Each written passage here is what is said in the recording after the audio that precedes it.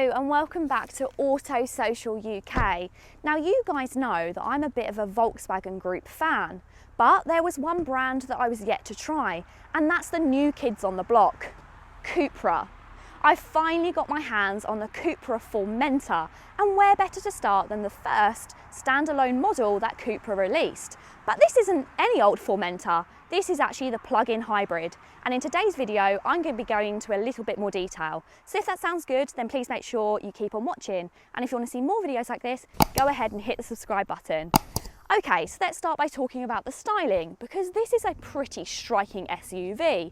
Okay, SUVs aren't to everybody's tastes, but if you're going to have one, then this is probably the way to go. Cupra mix that practicality, but also with their sporty styling with no compromise. And there's some pretty punchy engines as well, which I'll go into a bit later. On the front, you've of course got the Cupra badge, which is unmissable, finished in this bronze colour, with the black gloss grille. You've also got a pretty striking front splitter at the front, and then you've got these really quite mean headlights. It really does give you quite an impression when you first see this car on the road. Coming around to the side, the alloy wheels once again make a statement. You've got 19-inch two-tone diamond cut alloy wheels with black brake calipers and the bronze Cupra on top. These wheels do really look fantastic. However, I do worry a little bit about practicality. If you curb one of these bad boys, it's going to cost you more money to get done, and it'll be a little bit more difficult than if you was just getting a painted alloy. But hey, who curbs alloy wheels? Yeah, me quite a few times, so that's definitely something I worry about. Looking at the rest of the car, it has a beautiful side silhouette. You've got lots of curves and edges, and I really like how it almost comes down into a sloping roof. It makes the car look a little bit more aggressive than some of the other clumpy SUVs that we have on the roads. Around the rear of the car, and once again you've got that aggressive sharp styling that looks so great. You've got a set of rear lights which are connected by a light bar, and then you've got once again the bronze Cupra badge with some carbon detail. Cupra spelled out in gloss black, and then you've got a gloss black diffuser with a set of bronze tailpipes. Hang on a second. Oh, they're plastic. Why? Why do that? The rear of this car looks so fantastic, and then you put plastic tailpipes. But then again, everybody's doing it now. Does that make it okay? No. Can it just about get away with it from far away? Yes, I guess so, but I hate it. So what's under the bonnet of the plug-in hybrid Cupra Formentor? Well, this actually brings me to a bit of a gripe of mine with the Volkswagen Group. Now this car is over £40,000, but we've got a bonnet that's not on gas struts, just like in the all-new Golf R. But under here is a 1.4 litre full-cylinder turbocharged petrol engine and a plug-in lithium-ion battery, which combined will give you 245 brake horsepower, 330 Nm of torque, and will get you from 0 to 62 in just 7 seconds. But on top of all of that, you can also drive for 30 miles on full electric. There's also a lower powered model which gets the same 1.4 litre engine but produces 201 brake horsepower.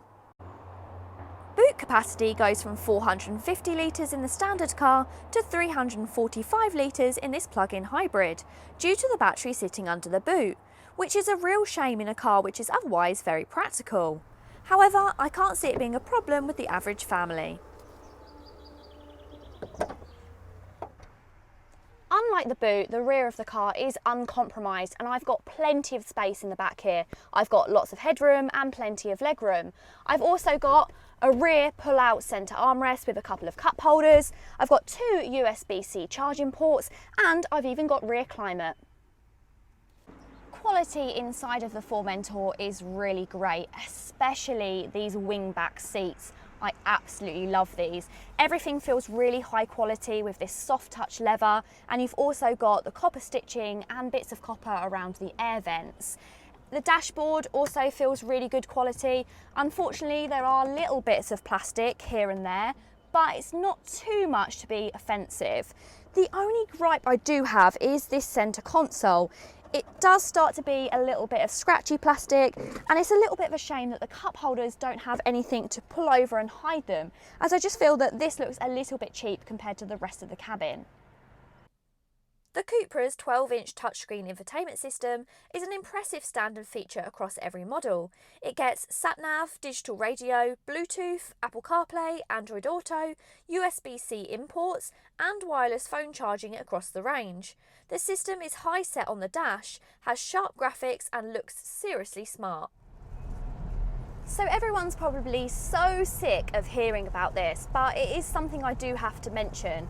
And that is about the climate control and really any of the controls that need to be done by the centre console, because they are so fiddly. Hannah in fact just had to pull over and said to me, "Tish, I'm too cold, how do I sort it out?" And if you're in a panic and if you're in this car for the first time and you haven't gotten used to it, it's very difficult to do very simple things quickly, and that's because everything's controlled by these just sliding dials that you get on the Seats and also on the Volkswagens. And when you first get in the car, this can be a little bit off-putting. Even on 19-inch wheels and low-profile tyres, the Formentor rides pretty nicely. The standard setup struts at the front and the multi-link rear axle have been tweaked to deal with the battery's extra weight, leaving a ride that's still firm but isn't bumpy. Okay, so this car doesn't have the 310 brake horsepower that the other Formentor has, but it still has 245 brake horsepower, which is pretty impressive. And because it's got that plug-in hybrid battery, the power is instant, so it's definitely enough to get your pulse racing. However, once that hybrid power does run out, you are just left with a 1.4 litre TSI engine, and that can be a little bit underwhelming. So once you've had that quick burst of power, it does start to slightly trail off, and that's why the 0 to 60 time is 7 seconds, which is hot hatch territory, but it's nothing on the Formentor, which will do it in just 5. Stick the Cupra in its default hybrid mode and the car shuffles between petrol and electric when it deems fit, and you can enjoy a decent amount of economy figures. You can also set it to save the battery charge for when you might want to use it later on in your journey. For example, running it in petrol on the motorway journey and then switching to EV when you get into town later on. Of course, with all the pros of having really good fuel economy and being able to drive for up to 30 miles in full electric, this car does come with some negatives as well, and that's the fact that it has a really aggressive styling, but it's pretty quiet. In fact, Hannah's in front in the full beefy Formentor, and that sounds fantastic. And then in my one, it's practically silent.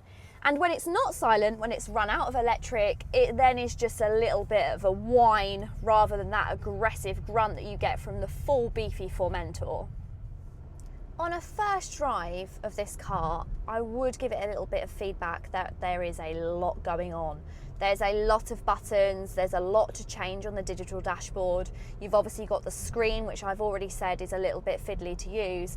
And I think when you first jump into this car, it can be a little bit overwhelming. I think that once you get used to it and once you have everything configured to what you want it to be, it will be a lot better. But as a first drive, it could be a tad confusing. I guess a big positive is also that this car probably does, being an SUV, perhaps a little bit better than the other Formentor does. And that's because the other Formentor, some people have said, is always constantly ready to go. It's like a horse out of the stable and you can't quite contain it. This car is a lot more enjoyable, it's a lot more relaxed, and you can kind of just enjoy it being an SUV without having to think constantly about that outright performance all of the time. There's no getting away from the fact that when talking cash price, the Formentor E-hybrid is quite pricey. The lower powered model will set you back just over £38,000, and for the model that I'm driving, £40,560, which unfortunately then takes you into the next tax band. However, fortunately, leasing deals are very strong. Just check out some of these great deals on leaseloco.com, where you can get this 245 brake horsepower Formentor for £360 a month with 6 months down. In fact, leasing offers on all of the Cupra range are extremely good on Lease Loco, so be sure to check out the link in my bio if you're looking at getting into one of these cars. I have made no efforts to hide the fact that I really like this car. But then again, I think perhaps I'm the target audience. I love an SUV, I love a bit of power, but I also like some striking looks that makes people turn their heads when you're driving. And that is exactly what the Formentor does. Would I go for the plug-in hybrid? As a personal purchase, I'd probably be going for that outright 300 brake horsepower power. But if I was making a company car purchase, then this is a great option. You get that 11% tax benefit inclined, but you also can perhaps get to work and back if you're under that 30-mile radius, which I think is a fantastic option to get all of this package in a plug-in hybrid. Thank you so much for watching this video today. If you've liked it, go ahead and give it a massive thumbs up. And if you want to see more videos like this, then please go ahead and hit that subscribe button. Until next time, bye.